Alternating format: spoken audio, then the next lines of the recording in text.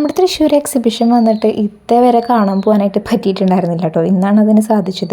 ഞങ്ങൾ ഏകദേശം ഒരു 7:45 8 മണിയോട് കൂടി അവിടെ എത്തിയിട്ടുണ്ടായിരുന്നു. രാത്രി ആയതുകൊണ്ട് തന്നെ ഒരുപാട് തിരക്കൊന്നും ഉണ്ടായിരുന്നില്ല കേട്ടോ. അതുകൊണ്ട് ചൂടും കുറവായിരുന്നു. നല്ല റിലാക്സ്ഡ് ആയിട്ട് തന്നെ ഷോപ്പ് ചെയ്യാനൊക്കെ പറ്റിയിട്ടുണ്ടായിരുന്നു. കമ്മലിൻ്റെ സ്റ്റാൾ എത്തിയപ്പോഴേക്കും ഞാൻ അവിടെ സ്റ്റക്ക് ആയിട്ടുണ്ടായിരുന്നു കേട്ടോ. ഈ കാണുന്ന കമ്മലിനൊക്കെ 40 രൂപയേ ഉള്ളൂ. പക്ഷെ അവിടെ നിന്ന് ഞാനൊന്നും എടുത്തില്ല. ഇവിടുന്ന് 2 ക്ലിപ്പ് മാത്രമേ എടുത്തു.